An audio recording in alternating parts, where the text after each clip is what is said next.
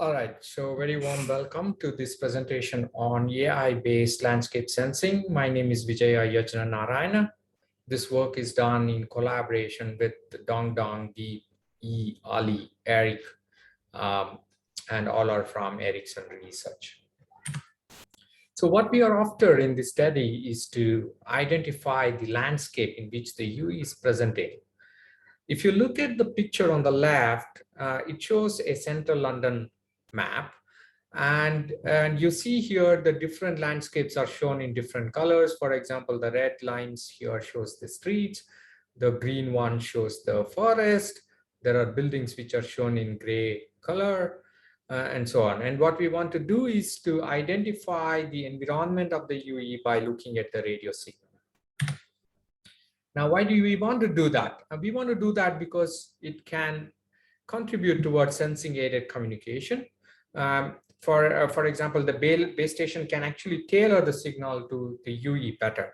Imagine that if there is a UE in a very dense canopy of a forest, if the base station knows the environment of the UE, then maybe it can do a better beamforming to provide better connectivity and throughput and other QoS parameters to that UE. The sensing of the landscape can also aid in mobility management. For example, if you know that whether the UE is in a dense urban setting or whether it is in a rural area, then many handover parameters can be optimized better. For example, base station can decide whether to hand over to a macro base station or a micro base station. Based on this, the base station can decide what frequency layer works better, and other handover parameters can also be controlled based on knowing the environment of the landscape. So landscape sensing can also aid in enhancing the digital twin representation of the UE. The future generation wireless networks will have a digital twin representation of the physical UE on the ground, and knowing the landscape can provide a good, can enhance the information of such a digital twin representation. So there exist several works on landscape sensing, but most of them are kind of inspired by the military reconnaissance missions. And if you recollect, in typical military reconnaissance missions, you have these aeroplanes flying, and you have the synthetic aperture radar, which is mounted on top of this this radar, and it will basically illuminate the environment, and from the return intensity signal or from the return intensity map, you can actually identify different landscapes. In the work of Zhu and Zwick, basically they try to extend this to an automotive segment, where they try to mount this on mount the synthetic aperture radar on a car, and the car will now detect when it detect a landscape of a parking lot when it enters into one, and tries to guide the car towards an empty parking lot. You can also do the landscape sensing better if you could localize the UE better. And you can do that either through a GPS sensor or by using a dedicated positional reference signals from the multiple base stations. This localization information, together with the GIS and high resolution maps, one can draw inference on the landscape. In all these discussed above landscape sensing methods, UE needs some kind of an external support, either in the form of sensors or in the form of radars or dedicated signaling and protocols, or some external servers like GIS server, etc. Our intention is to do this landscape sensing without the aid of these external sensors, but to leverage the dense deployment of the future networks, so that you can do a distributed approach for inferencing the landscape. So the typical method to do this involves two steps. In the first step, which is shown in this picture here, in the first step, you try to do the pre-processing of the radio signal from which you try to extract certain important features. And this is in AI terminology is called as a feature engineering. And you design an AI algorithm which uses these features to classify them into landscapes. And essentially, if you look at it, you are trying to learn the mapping between the signal, radio signal received to the identified landscape. So as I was explaining before, the landscape itself depends on different geographical features, right? So for example, the picture on the left here shows different landscapes. The red ones are streets, the green ones these are forests and the buildings here. Now, when you place the UE in any of these environments, the way the radio signal interacts with its environment in each of these landscapes will be different. And our work tries to exploit this difference to identify the landscape in which the UE is in. To illustrate this further, let us imagine a simple two landscape network shown here, where there is where let's call this as a central urban landscape, and this one as a let's say a forested landscape, and there is a UE placed in each of these landscapes. And there are two base stations, one base station close to the urban landscape and another one close to forested landscape. Now, the signal emanating from this UE2 here will interact with its environment and generates a particular type of multipath profile, and that can be approximated to a path gain shown here, G12. And similarly, the link here will interact with its environment differently and generates a different kind of a path profile and different path gain here. And these path gains can be very easily measured by looking at the RSRP on the received signals, RSRP on the reference signals involved in the transmissions of typical wireless system. Now, when you look at these path gains from different base stations, it gives you a different geometric perspective to the observation, which can be exploited to improve the performance. For example, if you want to know, one can develop an AI agent to answer a binary hypothesis question, in this case, whether the UEs are present in a forested area or not. And you can such a system would take the path gains and come out with an inference on a binary hypothesis. And essentially, this classifier is trying to find a boundary in a hyperspace of feature dimensions. Now, to implement such a system, different possibilities exist, system architectures exist. Here we try to show how it can be done in three distinct ways. In the leftmost figure here, you see that the base stations try to estimate the path gains from the uplink reference signals, such as SRS, for example, and the computed path gains are transferred to the serving base station. And this serving base station hosts a edge server which can do or run this computationally complex AI algorithm to come out with the landscape inference. And similar in another approach shown in the middle figure here, the base stations transfer the path gains measured to a centralized cloud server, which comes out with the landscape inference and transfers it to the serving base station. In yet another implementation shown in the rightmost figure here, the UEs, the measurement reports from the UEs, which is typically designed for handover purpose, can also be exploited for landscape inferencing. So here, these measurement reports contain neighbor cell measurements, which can be exploited for this purpose. Now, instead of transferring all the path gains to the edge server, one can actually look at n strongest path gains out of k base stations, as shown here. So here we show that imagine a 10 base station deployment, and we are looking at 3 strong paths are as shown in this picture here.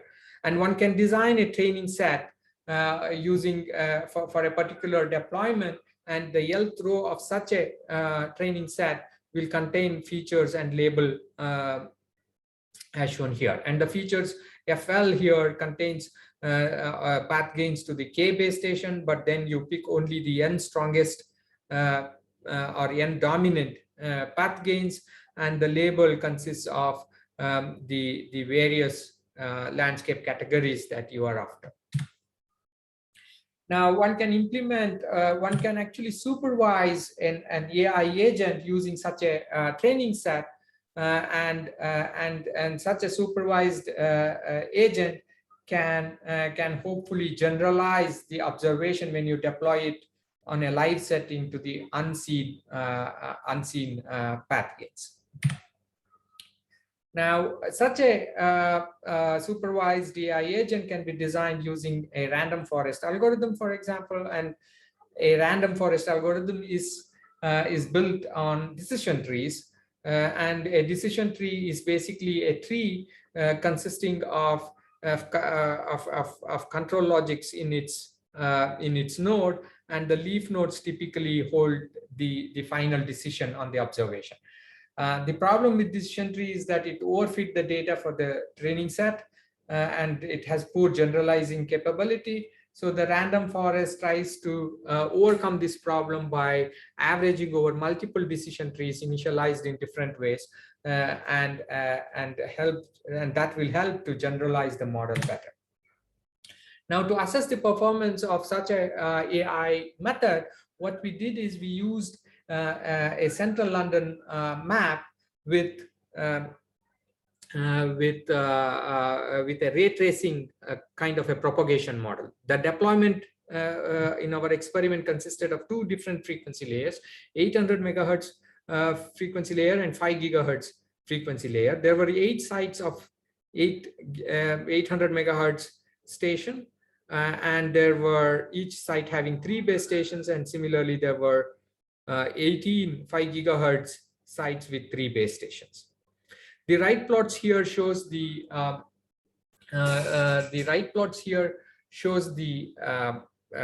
binarized map. The black dots here indicates the forested region or the alternate hypothesis, and the red one here is the null hypothesis. And in this diagram, the black dots are the streets or alternate hypothesis, and the red ones are null hypothesis. So here we show the performance of random forest algorithm for different scenarios, for different categories like forest and street, and different frequency layers like 800 and 500, 5 gigahertz. And the performance is reported in terms of precision score across varying number of base stations that are collaborating, and higher the base station, better will be the performance. The precision score here is as shown in the formula here, but essentially precision score is a representation of how robust the agent is against the false alarm. And false alarm assessment is very important for this kind of work, because in a typical network, a detection of an event will trigger a certain network action, and if it's a false alarm, then those actions could be very catastrophic. And as you can see, the performance improves with more and more base stations starts to collaborate, and this is true across categories and across frequencies. Now, when you actually train an agent and try to deploy it in a live setting, there will be uncertainties in the measurement reported, and this can happen because your measurement campaign might have involved a very high fidel RF hardware, whereas in the live environment, the measurement might be captured by less fidel RF equipment. And also the environment itself might have changed compared to what you trained your AI agent on in the offline setting. So it's very important that the agent is robust against these measurement uncertainties. So now, in order to analyze this, what we did is we tried to perturb the validation set with noise, try to assess how robust the the designed agent is. And as you can see here, the performance doesn't degrade. The performance, of course, will degrade with the perturbation noise, but the degradation is not very, very significant, and that the detector becomes useless. So we extended the work also towards multiple hypothesis testing. And the idea here is basically to answer instead of one single hypothesis. Here we want to choose among street, forest, building, which is the environment. So this plot here shows the distribution of different landscapes. Because it's a central London landscape, you see very small amount of forested region, lot of buildings, and lot of buildings and significant area covered with streets as well. Now, if you look at the performance, this slide shows the performance for the multiple hypothesis tests. And if you look at the leftmost figure here, the solid ones here shows the solid blue and red shows the precision and recall scores for the distribution that is as is without manipulating the training set. And this is the average performance of precision and recall score. Now, what we did is this, as you can see, the performance is not very, very high. So, but then when we try to resample this data set so that all the categories are almost of same ratio, then there is a significant improvement in the combined precision and recall score. And combined precision and recall score doesn't tell the whole story. I will try to explain this in the subsequent slides, but the average performance in the detector improves.